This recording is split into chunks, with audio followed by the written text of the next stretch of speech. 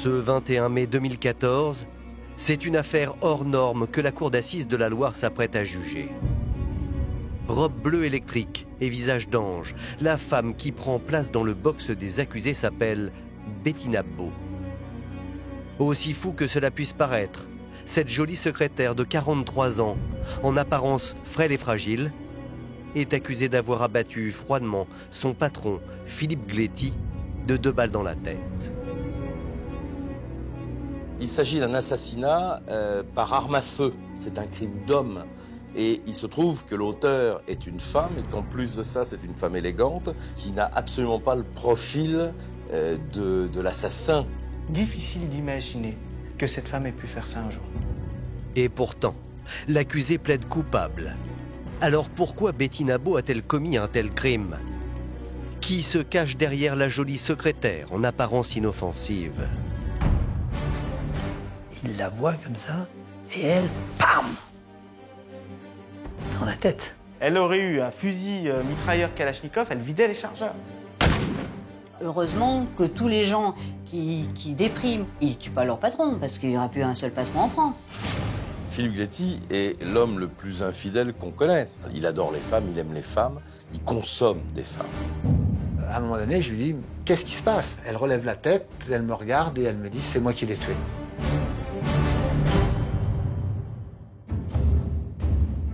Tout commence dans les environs de Saint-Étienne, dans la Loire. Ce lundi 27 février 2012, il est 11h du matin lorsqu'un chef d'entreprise reçoit un message sur son téléphone portable. C'est sa secrétaire. Il reçoit un SMS de Bettina Bot pour lui donner rendez-vous dans un parking. Philippe Gléty va quitter l'entreprise pour rejoindre Bettina Bot sur ce fameux parking. Il l'ignore, mais le chef d'entreprise se dirige tout droit vers un piège mortel tendu par sa secrétaire. Bettina Bot attend quelques minutes et arrive donc Philippe Gléty. Il va garer sa grosse voiture. Bettina Bot va l'inviter à monter dans son véhicule à elle. Ils partent tous les deux dans la voiture de Bettina Bot. Elle va conduire environ 2 kilomètres. C'est à cet instant que Bettina Bot décide de mettre la suite de son plan diabolique à exécution. Au niveau d'un petit pont, elle va s'arrêter sur le côté. Ils vont sortir tous les deux de la voiture, ils vont faire quelques pas. Elle le suit de quelques mètres et elle prend son arme. Il lui tourne le dos. Et sans un mot, elle va tirer. La balle le touche dans le dos. Elle va s'approcher et lui mettre 2 coups de grâce. 2 balles dans la tête. 2 balles tirées quasiment à bout portant dans la tête. La secrétaire n'a laissé aucune chance à son patron. Et ce n'est pas tout. Pour qu'on puisse ne jamais remonter jusqu'à elle, Bettina Bot va tenter de faire croire à un vol qui aurait mal tourné. Elle va venir près du corps pour fouiller le corps. Elle va prendre le porte-carte, le portefeuille, cigarette. Prendre ses papiers, prendre son téléphone. Elle va prendre tout ce qu'elle trouve dans les poches de veste de Philippe Gléty. Elle ramasse même les douilles qui sont au sol. Elle reprend le chemin de son domicile. Elle va se débarrasser des douilles, c'est-à-dire qu'elle va jeter les douilles assez loin des lieux où a été commis l'assassinat. Elle va se débarrasser dans différentes poubelles de la ville de toutes les affaires qu'elle a dérobées. Elle va détruire le téléphone portable de Philippe Gléty à coups de marteau. Elle va remettre l'arme en place. Enfin, pour parachever son crime, la secrétaire meurtrière ne va laisser transparaître aucune émotion auprès de son entourage. Elle va retourner à l'entreprise et faire son après-midi de travail comme si de rien n'était. Elle est à cet instant précis persuadée d'avoir commis le crime parfait. Mais alors, comment les gendarmes vont-ils réussir à démasquer la meurtrière de Philippe Gléty? C'est le début d'une enquête digne d'un polar mêlant sexe, argent et ambition.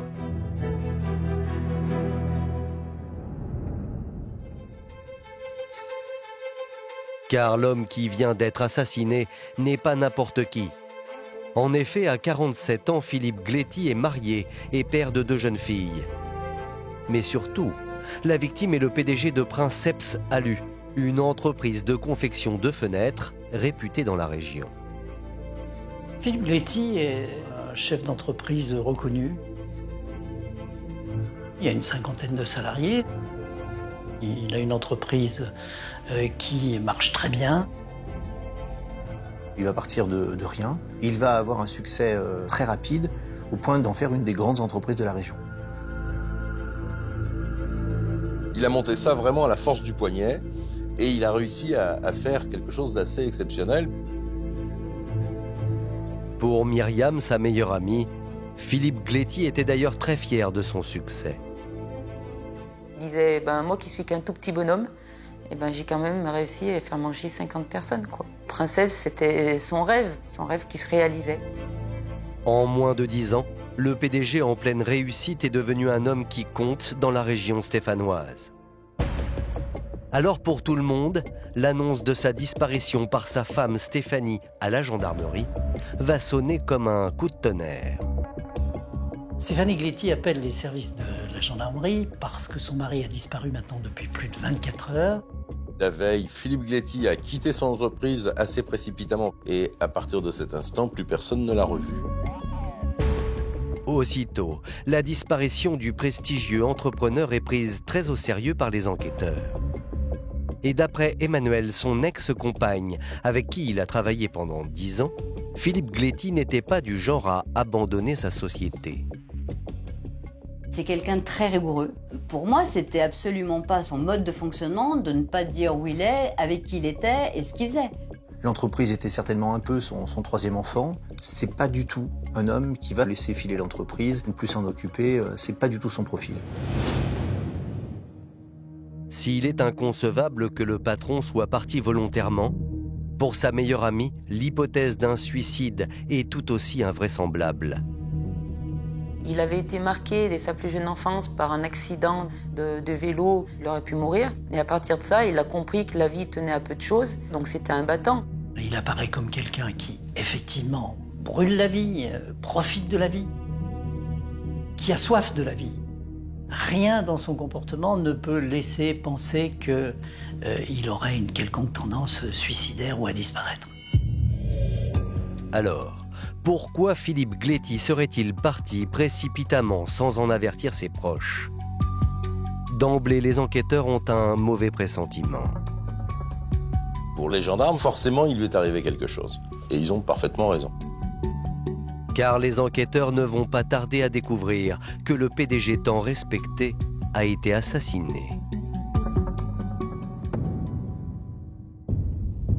Saint-Paul-en-Jarret, le dimanche 4 mars 2012, le chef d'entreprise a disparu depuis 6 jours, lorsqu'un petit groupe de proches décide de partir à sa recherche.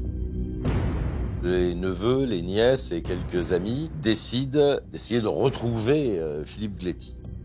Ils vont partir de son entreprise, partant du principe que c'est le dernier endroit où il a été vu vivant. Ils vont fouiller les alentours, les bois, les rivières, les maisons abandonnées, pour tenter de retrouver une trace qui leur permettrait de remonter le fil de cette disparition. C'est ici, dans un bois du massif du Pilat, à 3 km seulement de l'entreprise, qu'ils vont faire une terrible découverte. Un groupe de la famille va découvrir, dans le contrebas d'un fossé, dans un bois, un corps. Le corps est la face contre terre, les jambes repliées, et ils vont très rapidement s'apercevoir qu'il s'agit de celui de Philippe Gléty. Alertés, les gendarmes se rendent aussitôt sur place et leurs premières constatations font froid dans le dos. Non seulement Philippe Gléty est décédé, mais il a été abattu comme un chien. Les scientifiques vont faire leur travail et on va s'apercevoir que c'est une mort par balle. Philippe Gléty a été froidement exécuté d'une balle dans le dos et de 2 coups de grâce tirés presque à bout touchant dans la tête. Au moins 2 coups ont été portés pour l'achever. Il y a donc là le signe d'une volonté de tuer, d'acharnement, d'exécution. Mais pourquoi le chef d'entreprise a-t-il été froidement éliminé? D'emblée, la mise en scène, imaginée par la meurtrière, d'un vol qui aurait mal tourné, va échouer. Ce qui frappe les enquêteurs lorsqu'ils fouillent le corps, c'est que vraisemblablement, celui-ci a été dépouillé. Il manque un certain nombre de choses, les clés, les cigarettes, le portefeuille, son portable. Mais ce qui est très curieux, c'est qu'ils vont retrouver 500 € en espèces dans la poche du pantalon, et puis qu'en même temps, il a ses bijoux, sa montre, enfin un certain nombre de bijoux d'une réelle valeur. Pour les gendarmes, de toute évidence, le crime a été maquillé. Là, ils ont le sentiment qu'on a partiellement dépouillé la victime pour faire croire que c'est un vol, alors que c'est un assassinat en bonne et due forme. Pour Emmanuel, son ex-compagne, et Myriam, sa meilleure amie, l'annonce de la mort de Philippe Gléty est un choc insoutenable. Et son assassinat, incompréhensible. Au bout d'une semaine, j'appelle la gendarmerie de Saint-Paul-en-Jarret.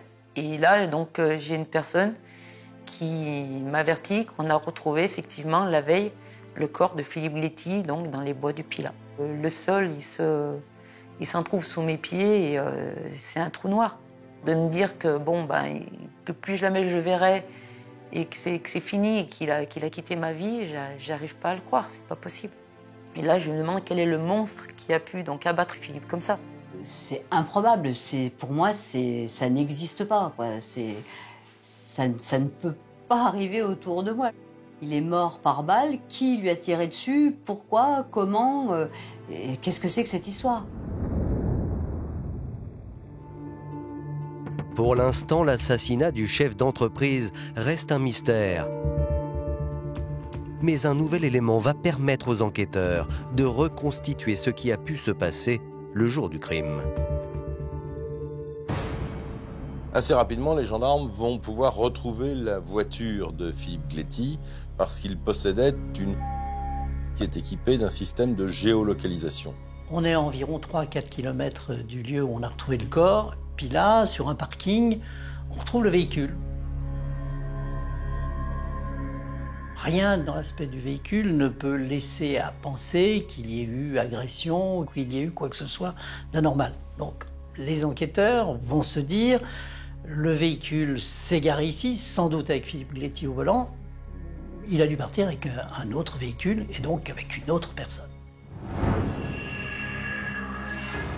Le scénario du crime se précise. De toute évidence, Philippe Gléty est tombé dans un guet-apens mortel. On peut en déduire que Philippe Gléty a quitté son entreprise assez précipitamment parce qu'il avait rendez-vous avec quelqu'un dans ce parking. Ils partent tous les deux dans cette forêt. Et c'est évidemment la personne qui lui a donné ce rendez-vous qui l'a tué. Alors, qui a donné rendez-vous au chef d'entreprise? Pour l'instant, c'est encore un mystère, mais plus pour très longtemps.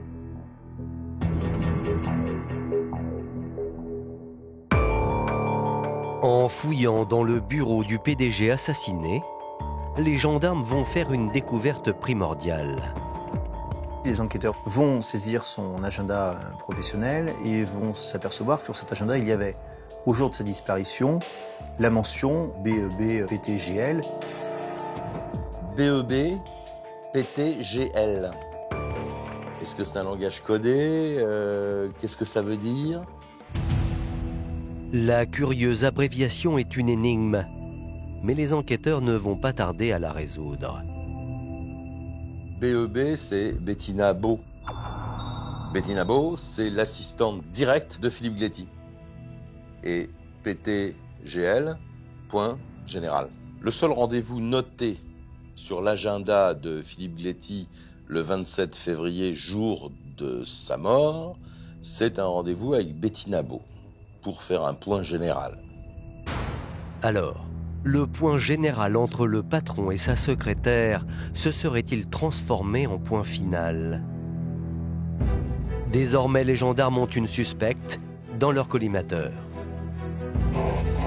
Seulement, la secrétaire a plus d'un tour dans son sac. Et voici comment, dans un premier temps, elle va parvenir à échapper aux soupçons.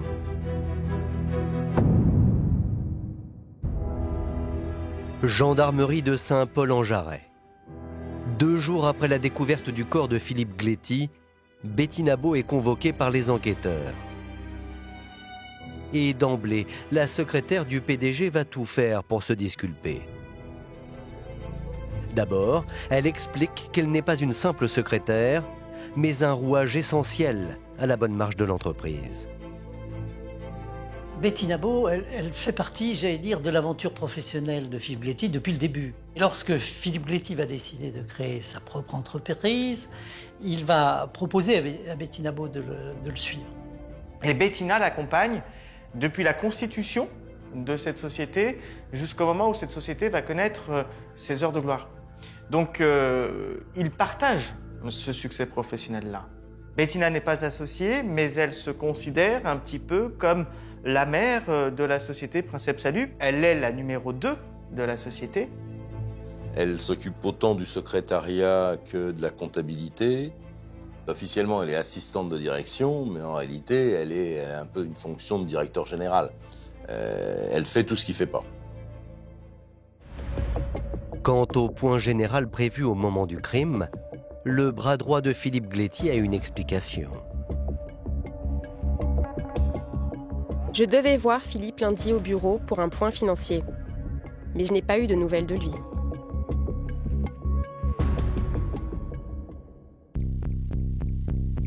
Bettina Beau le dit aux gendarmes, elle n'aurait jamais fait de mal à son patron, à qui elle devait tout. Philippe était son dieu. Elle l'a toujours adulé. Philippe, même s'il avait tort, il avait raison. C'est grâce à Philippe Gléty qu'elle a cette position dans l'entreprise, cette position sociale. Cet homme l'a élevé socialement. Il l'a propulsé vers le haut. Bettina Beau, elle dit, mais pourquoi je l'aurais tué? Ça revient à scier la branche sur laquelle on est assis. À l'écouter, Bettina Beau n'aurait donc rien à voir avec le meurtre de Philippe Gléty. Et chose stupéfiante, pour paraître insoupçonnable aux yeux de son entourage, au moment où son patron était encore disparu, la secrétaire ne va reculer devant rien. Je reçois un coup de fil, j'entends la voix de Bettina. Elle me dit « Je voudrais savoir si tu es au courant, parce que ça fait 2 jours qu'on est sans nouvelles de Philippe et on ne sait pas où il est. » Sa phrase, je me rappelle très bien que c'était « J'attends qu'une seule chose, c'est je sais qu'il va rentrer et qu'il va franchir le portail. » À ce moment-là, je me jetterai à son cou et je lui dirai mais heureusement que tu es revenu et on t'attendait tous. » Elle va être capable, lorsque les enfants de Philippe Gléty vont passer à l'entreprise, de les prendre dans ses bras, leur dire « T'inquiète pas, on va le retrouver ». Elle va aller jusqu'à, devant témoins, dire qu'elle a envoyé un SMS, qu'elle attend une réponse. Même devant les gens, dire « Bon, je l'appelle, il va me répondre ». On est quand même en présence de quelqu'un qui va jouer une comédie extraordinaire. Quelqu'un qui va faire preuve de beaucoup de sang-froid, quelqu'un qui va partager l'émotion, l'inquiétude de la famille Gléty. Même le mari de Bettina à l'époque n'avait rien vu. Philippe Beau se souvient d'ailleurs très bien du jour où le corps du PDG a été retrouvé. Dans l'après-midi, on est allongés sur le canapé, Bettina et moi, et son téléphone portable sonne. Elle se lève, elle décroche, et là, je la regarde, elle l'écoute, plus qu'elle ne parle. Elle dit simplement oui, ah bon, ok.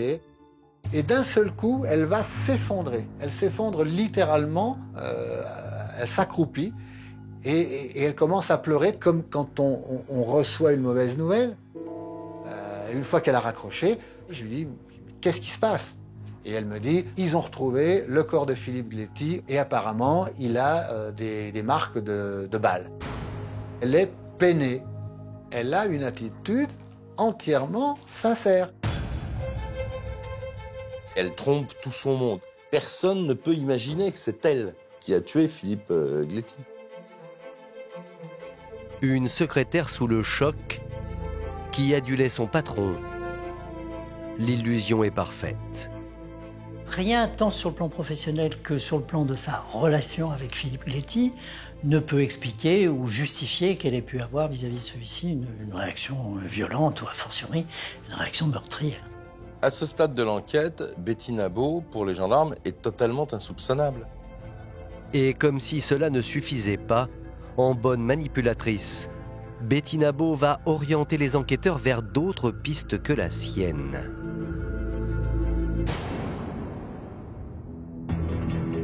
Devant les gendarmes stupéfaits, Bettina Beau révèle que sa relation avec son patron était bien plus intime qu'il n'y paraît.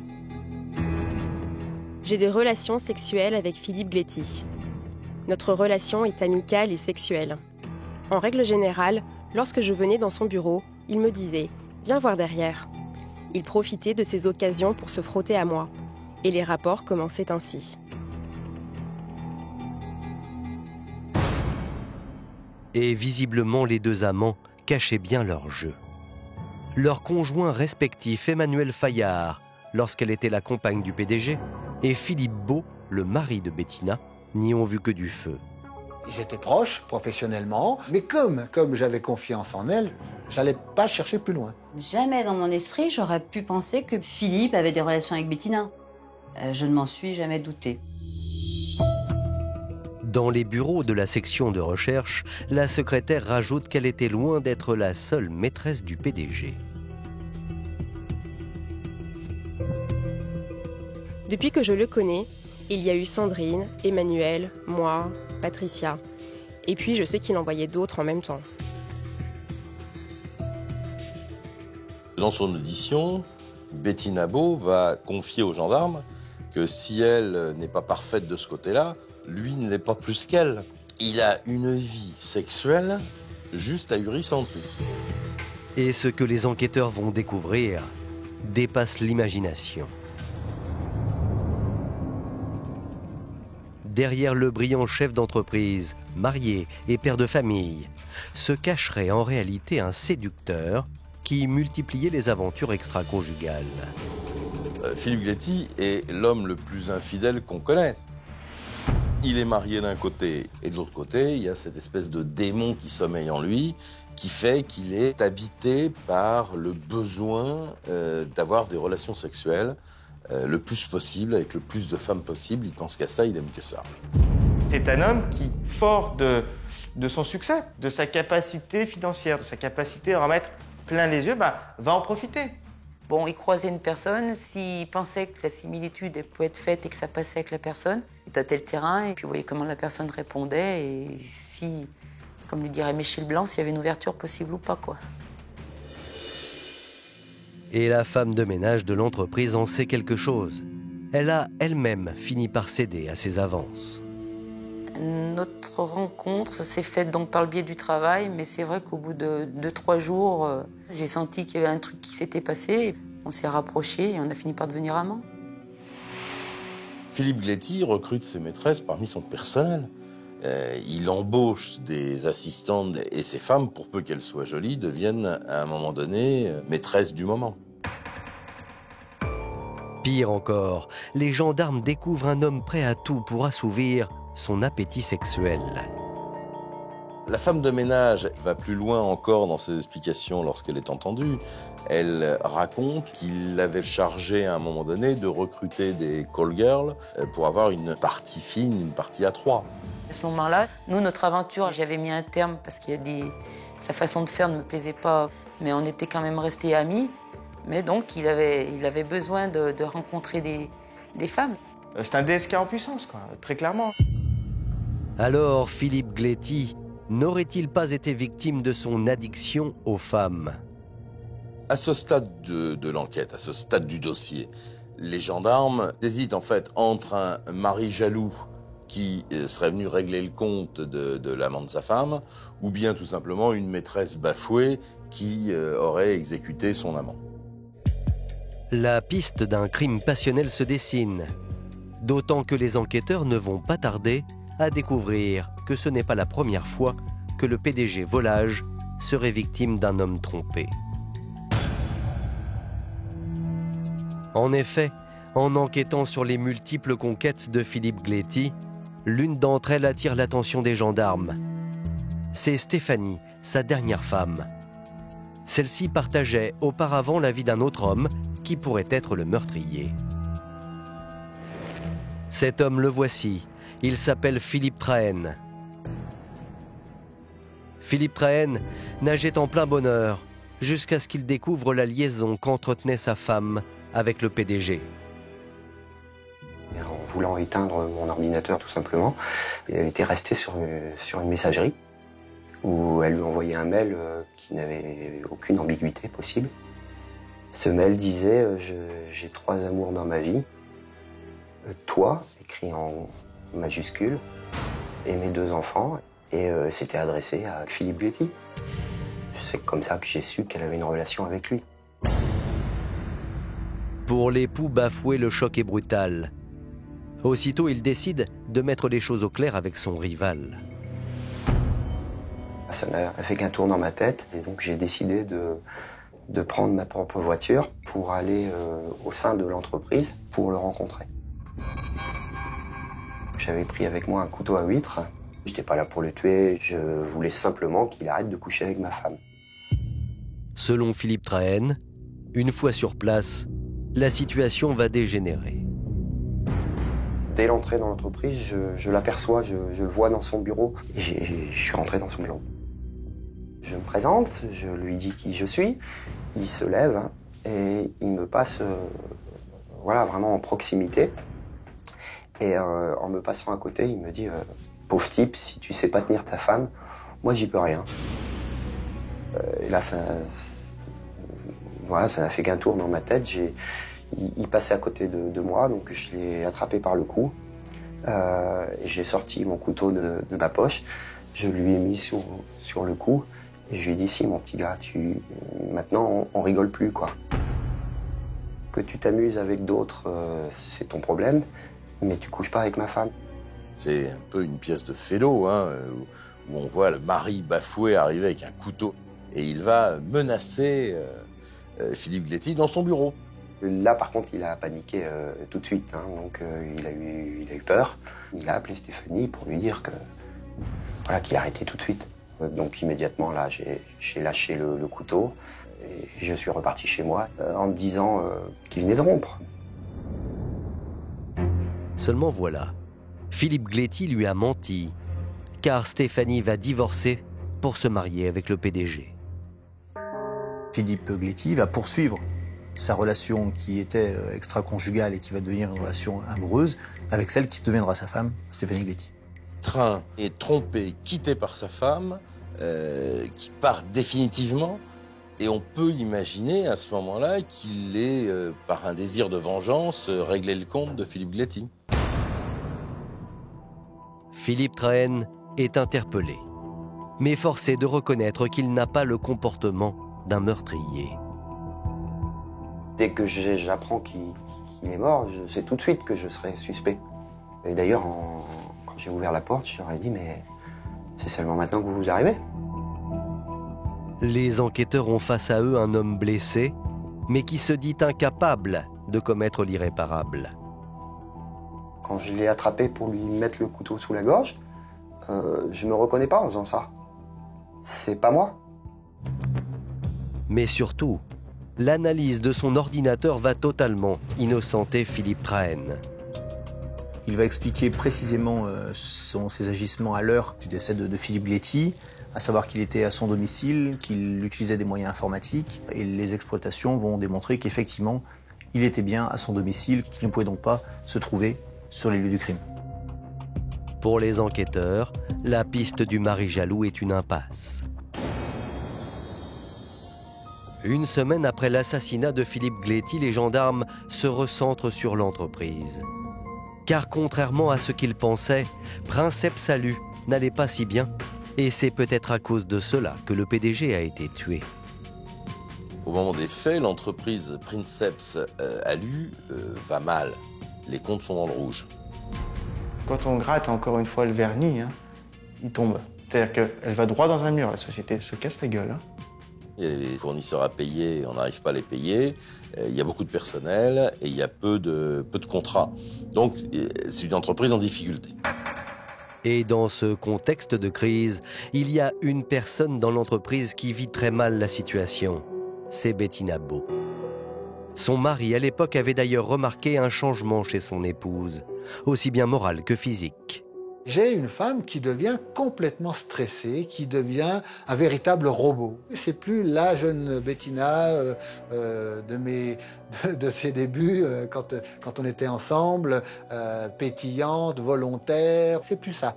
Quand elle rentrait le soir à la maison, elle venait avec l'ordinateur portable de l'entreprise et elle refaisait les comptes. Elle était dans un vrai stress. En faisant porter à Bettina Beau tout le poids des problèmes de l'entreprise, Philippe Gléty aurait fait vivre à sa secrétaire un véritable enfer. Philippe était devenu angoissé. Il reportait son angoisse au niveau de tout le monde dans l'entreprise, et Bettina en particulier.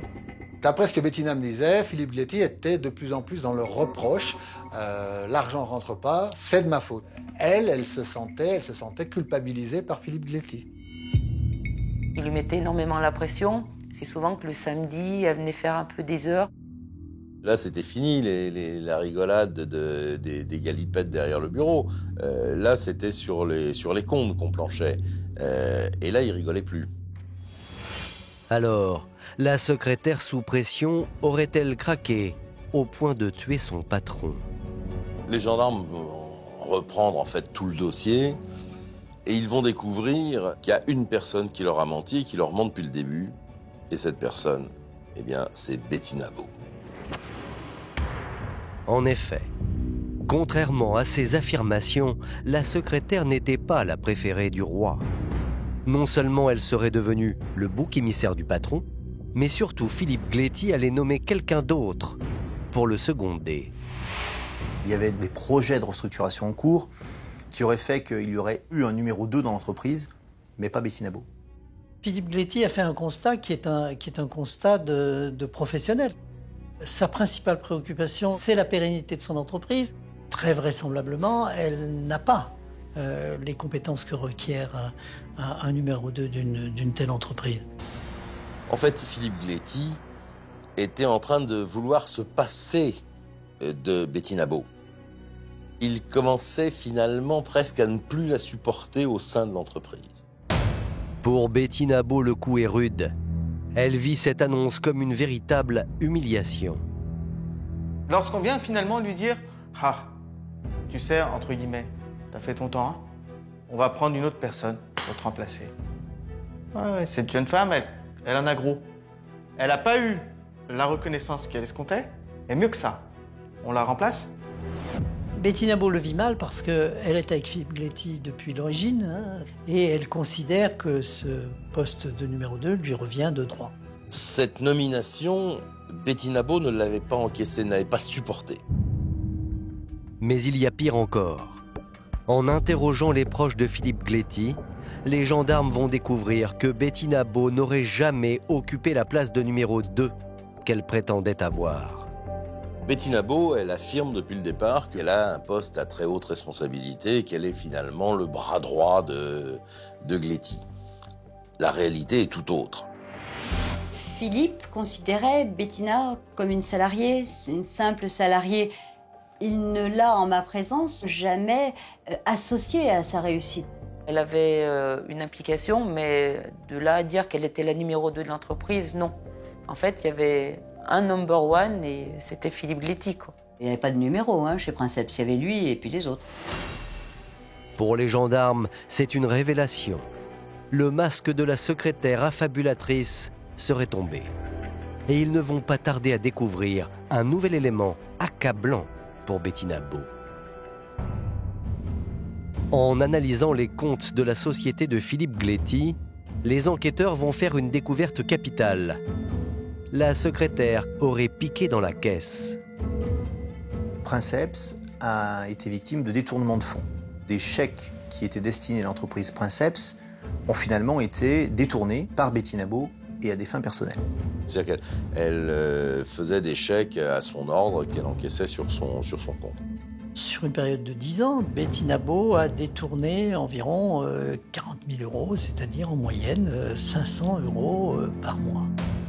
Or, souvenez-vous, le jour du crime, Philippe Gléty avait rendez-vous avec Bettina Beau pour effectuer un point financier.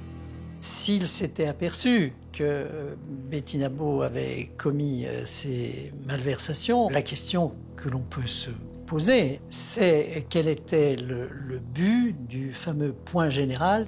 Qu'elle ait pu détourner un seul euro de princeps aurait été de trop pour Philippe Gléty. Sa réaction aurait pu être radicale. Bettina Beau pouvait craindre que Philippe Gléty, d'une part, la vire, mais éventuellement même la poursuive dans les tribunaux, parce que c'est du vol. Une secrétaire sous pression, menteuse, voleuse, et qui allait peut-être se faire licencier. Pour les gendarmes, Bettina Beau devient la suspecte numéro 1. Évidemment, ça commence à faire beaucoup. À ce stade, si vous voulez, les gendarmes sont persuadés de tenir la coupable. Aussitôt, les enquêteurs décident de perquisitionner le domicile de la secrétaire. Philippe Beau, le mari de Bettina à l'époque, s'en souvient encore. Lorsque la gendarmerie débarque, j'ai pas d'inquiétude particulière. Je leur ouvre les portes des pièces, des placards. La perquisition d'ailleurs se déroule de façon très, très bon enfant, je dirais. D'autant qu'encore une fois, son épouse semble imperturbable. Elle est stoïque. Elle est à côté d'eux. Elle va même leur proposer de prendre un café ou un jus de fruits. Elle est normale. Philippe Beau ne le sait pas encore, mais les enquêteurs vont faire chez lui une découverte décisive. Il me demande si j'ai des armes. Oui, j'ai des armes de collection à la maison. Elles sont sur un plateau de présentation, 5 armes de collection. Or, depuis le départ, les gendarmes recherchent une arme d'un calibre particulier. L'arme du crime. C'est un calibre extrêmement rare. Du 8 mm. Et là, banco, j'ai envie de dire, pour les gendarmes, le mari de Bettina, il a un 8 mm. Au milieu de toutes ces armes, on retrouve une arme du même calibre que celle qui a servi à commettre le crime. Les gendarmes en sont persuadés. Ils viennent de mettre la main sur l'arme qui a causé la mort de Philippe Gléty. Pour Bettina Beau, c'est fini. L'étau se resserre à cet instant-là. Si l'arme est analysée, elle est découverte. Et Bettina Beau le comprend. Ça a été vraiment le déclic. Elle a compris qu'elle était morte. Elle a compris qu'elle était cuite. Bettina Beau sait qu'inévitablement, les gendarmes vont finir par la confondre. Pour autant, elle n'est pas arrêtée. Il faut attendre les résultats de la balistique. Cependant, de manière totalement inattendue, la meurtrière va finir par craquer.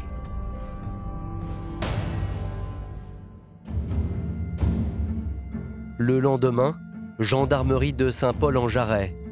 Il est 8 h du matin quand Bettina Beau et son mari se présentent d'eux-mêmes devant les enquêteurs. Philippe Beau est estomaqué. Sa femme vient de lui faire des révélations fracassantes. Le matin, j'arrive dans le salon, Bettina est assise et elle pleure. Et là, elle relève la tête, elle me regarde et elle me dit « c'est moi qui l'ai tué ». Alors, je lui dis tout de suite « c'est pas possible, c'est pas toi, c'est pas possible ». Ce à quoi elle me répond « si, c'est moi, emmène-moi à la gendarmerie ».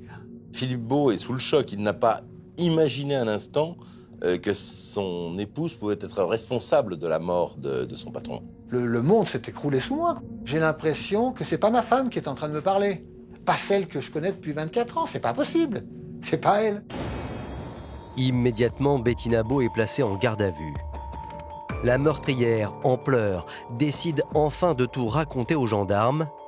Et voici ce qu'elle déclare.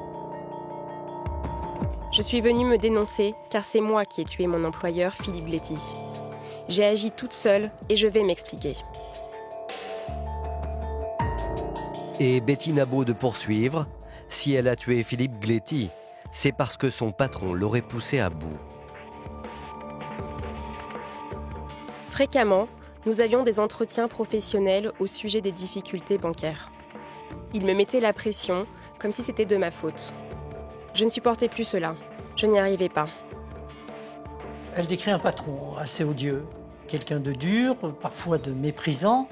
Peu avant sa mort, il lui a fait une réflexion très désagréable, c'est-à-dire qu'elle se remettait en cause. Elle disait finalement, je suis peut-être pas fait pour ce métier-là, pour ce boulot-là. Et lui dit de façon très cinglante, il serait quand même temps que tu te rendes compte. Entre deux sanglots, Bettina Beau prétend que ces derniers temps, elle n'était plus qu'une esclave sexuelle pour son patron. En règle générale, c'est lui qui était demandeur. Je ne me suis jamais refusée à lui, mais j'ai souvent esquivé des rendez-vous. C'était plus parce que c'était mon patron que par plaisir. À la fin, les relations sentimentales ou sexuelles plutôt, elle les acceptait parce qu'elle les a toujours acceptées dans une sorte d'automatisme. Mais Bettina Beau, finalement, c'était le sextoy de Philippe Gléty. Rien d'autre qu'un sextoy. Enfin, Bettina Beau reconnaît avoir détourné de l'argent de l'entreprise. Et le vendredi précédant le drame, elle aurait eu peur que son patron la démasque. Vendredi matin, Philippe est passé dans mon bureau me dire qu'il fallait qu'on se voie à tout prix le lundi pour faire un point précis. J'ai vécu cette demande comme un ultimatum. Je savais que je ne m'en sortirais pas. Elle savait surtout que s'il fouillait un peu plus avant dans les comptes, il allait découvrir qu'il manquait 40 000 € dans les comptes de l'entreprise et que c'est elle qui les avait détournés. Ce rendez-vous du lundi, pour elle, c'était la fin de l'histoire. Finalement, pour les enquêteurs, Bettina Beau se serait enfermée dans ses propres mensonges au point de ne plus savoir comment en sortir. Elle s'est complètement impliquée dans le fonctionnement de l'entreprise et elle avait l'impression que c'était son bébé à elle, que c'était sa boîte à elle. Elle s'était inventé un personnage et une importance qu'elle n'avait plus dans cette entreprise et elle n'a pas supporté. C'est réellement cette histoire, c'est l'histoire d'un burn-out, mais dans tous les sens du terme. C'est-à-dire qu'une femme va péter un plomb, il n'y a pas d'autre mot, et va trouver comme seul échappatoire le fait de tuer un homme qui joue un rôle central dans sa vie. C'est lui le problème, il faut éliminer le problème. C'est ça qui peut paraître fou, mais la thérapie de Bettina, ça passait par l'assassinat de Philippe Gléty. Et en le tuant, elle s'est libérée. En apprenant que Bettina Beau est la meurtrière, les proches de Philippe Gléty sont stupéfaits d'avoir été à ce point manipulés.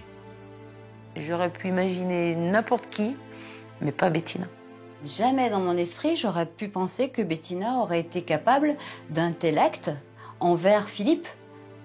Attendez, je vous dis, elle aurait tué père et mère si quelqu'un se mettait au travers de Philippe Gléty. Pour moi, c'était le monde à l'envers. C'était impossible. Pour moi, Bettina, c'est un monstre, d'une, par le geste qu'elle a commis, mais deux, par rapport à ce double jeu qu'elle nous a fait endurer psychologiquement, à nous réconforter, à nous faire croire qu'il allait revenir, que tout allait bien, alors qu'elle savait au fond d'elle-même qu'il ne reviendrait jamais. Devant les enquêteurs, Bettina Beau détaille le plan qu'elle a savamment orchestré pour exécuter Philippe Gléty. Le dimanche, elle a commencé à cogiter. Elle a manifestement prémédité les choses. Le lendemain, le lundi 27 février 2012, Bettina Beau est décidée, elle va en finir avec son patron. Le matin du crime, lorsqu'elle se lève, Bettina Beau va prendre l'arme dans les affaires de son mari. Elle a choisi une arme facilement maniable, pas lourde. Elle va charger l'arme, mettre l'arme dans son sac. La meurtrière est prête. Reste maintenant à attirer sa cible dans son piège. Et pour cela, elle a une solution toute trouvée. Elle va proposer à Philippe Gléty un rendez-vous sexuel. Et comme elle sait que l'autre est un passionné de sexe, il va forcément répondre par l'affirmative. Bettina Beau sait parfaitement qu'elle aurait proposé un déjeuner à Philippe Gléty, il lui aurait dit non. Elle lui propose avant le déjeuner un rendez-vous sexuel, elle savait qu'il dirait oui. La véritable intention de Bettina Bau, c'est un piège mortel. Elle a fait venir son patron et amant dans le but de le tuer, dans le but de l'assassiner. Bettina Bau emporte sa proie à travers la vallée du Pilat pour s'arrêter 2 kilomètres plus loin. Le piège se referme sur Philippe Gléty. Et la suite, c'est la meurtrière en personne qui va la montrer aux enquêteurs. À l'occasion d'une reconstitution dont voici les photos, Bettina Bau, totalement effondrée, va revivre la scène du crime. J'ai à vie gravé à mon esprit les images de Bettina, ce petit morceau de femme, ce petit bout de femme qui vient nous mimer la scène, entourée de policiers, de gendarmes, du juge d'instruction, du procureur, des victimes. La famille de Philippe Gléty était présente, les filles, la veuve était là, à une distance de 2 mètres et regardait faire. Et devant les proches de Philippe Gléty, Bettina Bau va montrer comment elle l'a sauvagement assassiné.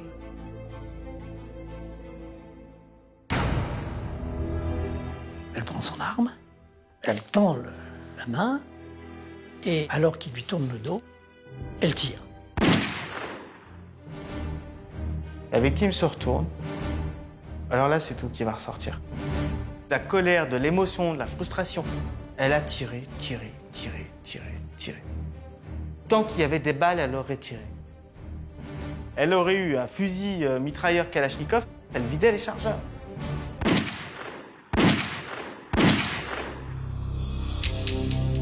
Quand il est au sol, elle, pam, 2 dernières balles pour être sûr qu'il ne survive pas. Le comportement de Bettina Bau, c'est la détermination. Cette femme veut tuer, elle veut détruire cet homme et elle vide son chargeur sur lui. Et ce n'est pas tout. Lors de la reconstitution, Bettina Bau va aussi montrer comment elle aurait tenté de maquiller son crime en vol crapuleux.